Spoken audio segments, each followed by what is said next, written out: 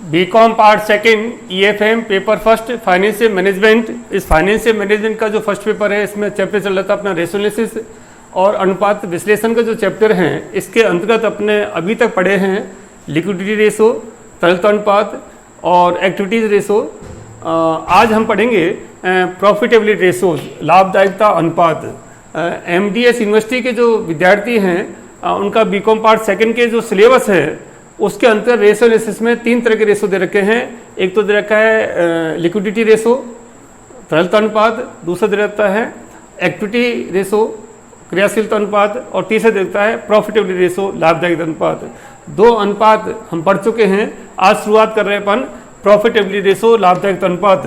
अब लाभदायकता जो अनुपात हैं ये आप ये जानते हैं कि किसी भी जो संस्था है, व्यापार है या उद्योग धंधा है, उसका मुख्य उद्देश्य होता है अधिकतम लाभ कमाना, मैक्सिमम प्रॉफिट किस प्रकार से अर्न किया जाए। ये हर बिजनेसमैन का, हर व्यापारी का, हर उद्योगपति का एक प्राइम ऑब्जेक्ट होता है। अब हमें देखना है कि ये जो शब्द है ना, लाभदायकता की जो कंपनी है या व्यवसायी है या उद्योगपति है उसकी लाभदायकता किस प्रकार से बढ़ रही है या कम हो रही है। तो इसको हम 2 तरीके से निकालते हैं। पहला ये ले रहे हैं हम profitability ratio based on sales, बिक्री पर आधारित लाभदायकता अनुपात। क्योंकि आप जानते हैं कि बिक्री यदि संस्था में ज़्यादा होगी तो लाभ भी उसमें ज़्यादा होने की संभावना ज़्यादा रहती है। तो जो प्रॉफिटेबिलिटी रेशोज हैं जो बिक्री पर आधारित हैं उनको यहाँ पर हम कैलकुलेट करेंगे।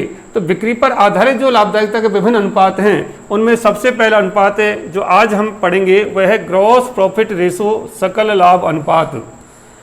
ग्रॉस प्रॉफिट रेशो, सकल लाभ अनुपात, यह अनुपात किसके ऊपर आधारित है? बिक्री पर आधारित है, सेल्स पर आधारित है।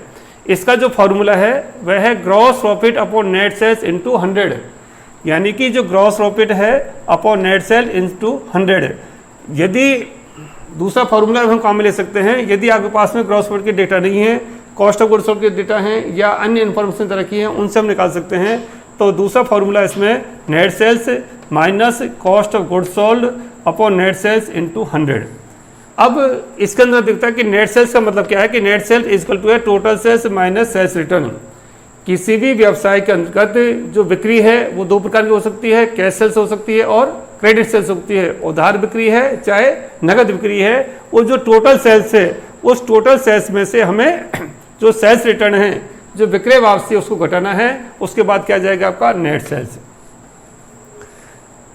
जो विद्यार्थी कॉमर्स के हैं हम जर्नल एंट्रीज करते हैं, ट्रायल बैलेंस बनाते हैं, उसके बाद फाइनल अकाउंट बनाते हैं जिसमें ट्रेड अकाउंट है, P&L अकाउंट है और बैलेंस शीट बनाते हैं। जो ट्रेड अकाउंट है वो हमें बताता है ग्रॉस प्रॉफिट और P&L अकाउंट बताता है अपन को नेट प्रॉफिट, और बैलेंस शीट उसके बाद जो नेट प्रॉफिट है वो बैलेंस शीट में ट्रांसफर होता है। तो यहाँ पर जो ये ग्रॉस प्रॉफिट दे रखा है, ग्रॉस प्रॉफिट का मतलब है कि जो ट्रेडिंग अकाउंट है उसके जो DR और CR साइड हैं, DR साइड के लिखते हैं अपन to opening stock, purchase, carriage inward, direct wages etcetera. इधर लिखते हैं अपन क्लोजिंग स्टॉक, सेल्स। इनको जोड़ करके जो डिफरेंस आएगा वो आपका ग्रॉस प्रॉफिट आ जाएगा। दूसरा तरीका यह है कि जो कॉस्ट ऑफ गुड्स सोल्ड है वो आप निकाल सकते हैं, और कॉस्ट ऑफ गुड्स सोल्ड निकालने का जो फॉर्मूला है किस प्रकार से निकालते हैं ये पिछले वीडियो में आपको बताया गया है कि जो opening stock plus purchase plus जो डायरेक्ट एक्सपेंसेज हैं, चाहे डायरेक्ट वेजेज है चाहे कैरेज इनवार्ड है, उनको जोड़ लें माइनस क्लोजिंग स्टॉक, ये आ जाएगा आपका कॉस्ट ऑफ गुड्स सोल्ड। इस प्रकार से आप क्वेश्चन में जैसी इंफॉर्मेशन आपको दे रखी हैं उसी प्रकार से आपको ये ग्रॉस प्रॉफिट रेशो ज्ञात करना है, सकल लाभ अनुपात ज्ञात करना है। ग्रॉस प्रॉफिट के डेटा सीधे दे रखे हैं, नेट सेल्स के दे रखे हैं, तो बहुत ईजी है, आप फॉर्मूले फीड कर दीजिए और रेशो निकल सकता है। कॉस्ट ऑफ गुड्स सोल्ड के डेटा दे रखे हैं तो आप इस फॉर्मूले को काम में ले सकते हैं। यदि आपके पास में टोटल सेल्स है, सेल्स रिटर्न के डेटा भी हैं, तो आप नेट सेल्स इस प्रकार से ज्ञात कर सकते हैं। अब जो इंटरप्रिटेशन है कि जो ग्रॉस प्रॉफिट रेशो यदि किसी संस्था में अधिक आता है तो वो कुशलता का द्योतक है, यानी कि संस्था में ग्रॉस प्रॉफिट यदि ज़्यादा हो रहा है, इसका मतलब वो संस्था कुशलता से काम कर रही है, उसकी प्रॉफिटेबिलिटी बहुत ज़्यादा है। और यदि ये रेशो कम है तो हम सामान्य मानते हैं कि संस्था अकुशल है, यानी कि कुशलतापूर्वक कार्य नहीं कर रही है। तो जैसे भी रिजल्ट आते हैं उसके हिसाब से आपको इंटरप्रिटेशन करना है। यहाँ पर मैं आपको 2-3 एग्जाम्पल ले रहा हूँ, जिससे कि आपका ग्रॉस प्रॉफिट जो रेशो है कैलकुलेशन वो बहुत ईजी हो जाएगा। सबसे पहले हमने लिया है नेट सेल्स 2 लाख रुपीज़ और कॉस्ट ऑफ गुड्स सोल्ड 1,50,000। दो आंकड़े हैं कि कॉस्ट ऑफ गुड्स सोल्ड 1,50,000, तो यहाँ पर हमें ग्रॉस प्रॉफिट नहीं दे रखा है, हमें दूसरा वाला जो फॉर्मूला है ये काम में लेंगे कि net sales minus cost of goods sold. तो आप देखिए नेट सेल्स कितनी है आपकी 2 लाख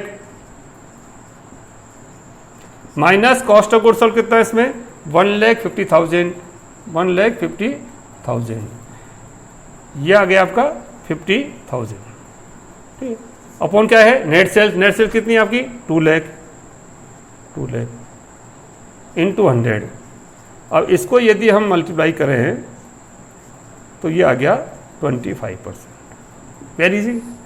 तो ग्रॉस प्रॉफिट रेशियो कितना है अपना 25%, यानी कि 100 रुपये की बिक्री पर 25 रुपये का ग्रॉस प्रॉफिट हमें होता है। इस रेशो के अंतर्गत इस संस्था की जो प्रॉफिटेबिलिटी है वो 25% के अंतर्गत आती है ग्रॉस प्रॉफिट रेशो के हिसाब से। तो वेरी सिंपल है, क्योंकि इसमें कॉस्ट ऑफ गुड्स सोल्ड के डेटा है और नेट सेल्स के डेटा है, दो ही डेटा है। तो हमें इधर वाला जो फॉर्मूला है net sales minus cost of goods sold upon net sales into 100 वाला फॉर्मूला से हमने इसको कैलकुलेट कर दिया। क्लियर। नाउ नेक्स्ट एग्जांपल ले रहे हैं हम, ग्रॉस प्रॉफिट ₹40,000 ग्रॉस प्रॉफिट दे रखा सीधा, सेल्स 1,70,000, सेल्स रिटर्न 10,000। अब यहाँ पर क्या है कि ग्रॉस प्रॉफिट दे रखी है तो आपको फर्स्ट वाला फॉर्मूला काम में लेना है ग्रॉस प्रॉफिट। नेट सेल्स आइए, क्योंकि इसमें टोटल सेल्स दे रखी है 1,70,000 और सेल्स रिटर्न दे रखी है 10,000, तो आपको यहाँ पर नेट सेल्स याद करनी है। और नेट सेल्स का मैंने फॉर्मूला बताया था आपको, total sales minus sales return. तो देखिए इस क्वेश्चन के अंदर क्या होगा कि ग्रॉस प्रॉफिट तो आपको दे ही रखा है कितना 40,000, ये तो ग्रॉस प्रॉफिट हो गया आपका 40,000। क्लियर। अपॉन नेट सेल्स चाहिए तो नेट सेल्स निकालनी पड़ेगी। टोटल सेल्स कितनी है आपकी 1,70,000, तो टोटल सेल्स आ गई आपकी 1,70,000 माइनस सेल्स रिटर्न है 10,000, तो ये आ गया आपका इक्वल टू 1,60,000। 1,60,000 क्या आ गया आपका नेट सेल्स आ गया, क्योंकि आपने क्या किया टोटल सेल्स जो 1,70,000 थी उससे से माइनस सेल्स रिटर्न 10,000 कम कर दिए, तो ये आ गया 1,60,000।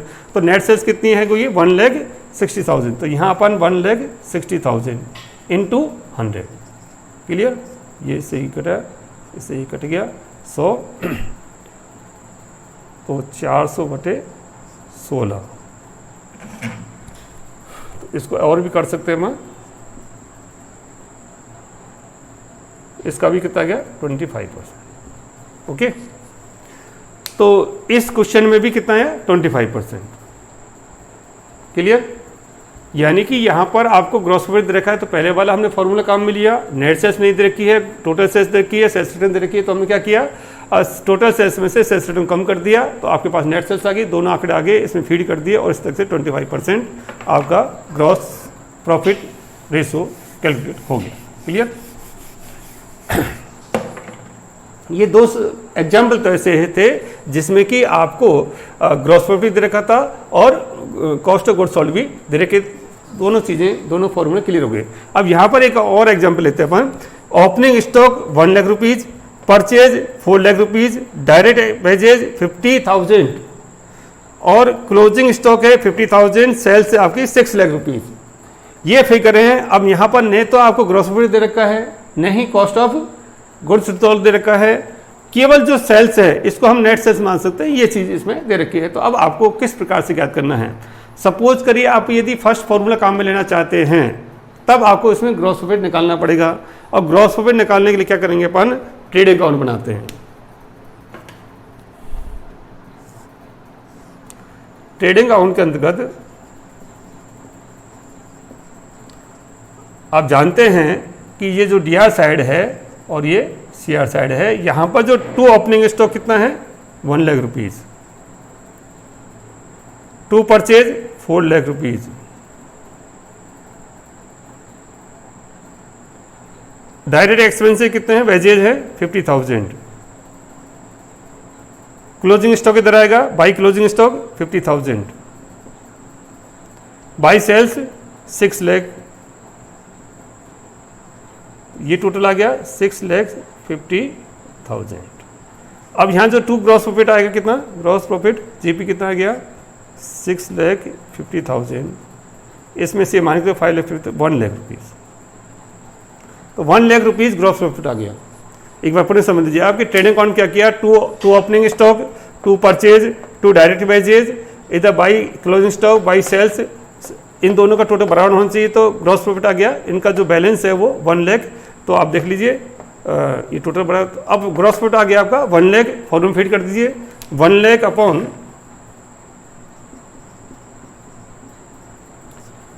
सेल्स कितना है 6 लाख इंटू 100,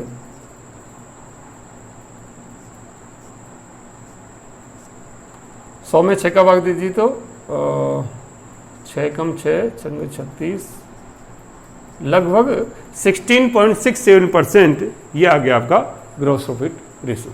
ओके, अब आपको कॉस्ट ऑफ गुड्स सोल्ड के हिसाब से यदि करना है तो कॉस्ट ऑफ गुड्स सोल्ड निकालने का फॉर्मूला क्या है, opening stock 1 lakh plus purchase 4 lakh plus direct expenses, direct wages है 50 लाख माइनस क्लोजिंग स्टॉक 50,000, तो ये आ गया आपका cost of goods sold 5 lakh rupees. 1 और 4 5, 5.5 में 50 गए तो कितना हो गया 5 लाख रुपीज़। तो कॉस्ट ऑफ गुड्स सोल्ड कितना आ गया आपका 5 लाख रुपीज़। तो अब इस फॉर्मूले से क्या करते हैं, सेल्स कितनी है आपकी 6 लाख, तो 6 lakh minus cost of goods sold कितनी आई 5 lakh, 5 lakh upon net sales कितनी है 6 लाख इंटू 100, वही फिगर आ गया 6 लाख में माइनस 5 लाख, ये तो 1 lakh upon 6 lakh into 100, I think 6 come 6 36, 16.67%। Answer में कोई डिफरेंस नहीं आया। तो कान को आप कैसे पकड़ लें, आपको क्या हुआ कि gross profit upon net sales निकाला है या net sale minus cost of goods sold, क्योंकि नेट सेल्स में कॉस्ट ऑफ गुड्स सोल्ड घटाएंगे तो आपको ग्रॉस प्रॉफिट ही आता है। तो क्वेश्चन में यदि किसी प्रकार से इन्फॉर्मेशन दे रखी हैं तो आपको गुमराह होने की आवश्यकता नहीं है। आपके यदि कंसेप्ट क्लियर हैं तो आप ग्रॉस प्रॉफिट रेशियो आसानी से कैलकुलेट कर सकते हैं। तो यहाँ पर हम चाहे gross profit upon net sales से इंटू 100 करें या net sales minus cost of goods sold upon net sales से इंटू 100 करें, आंसर में कोई अंतर नहीं आएगा। आज की वीडियो में इतना ही, थैंक यू।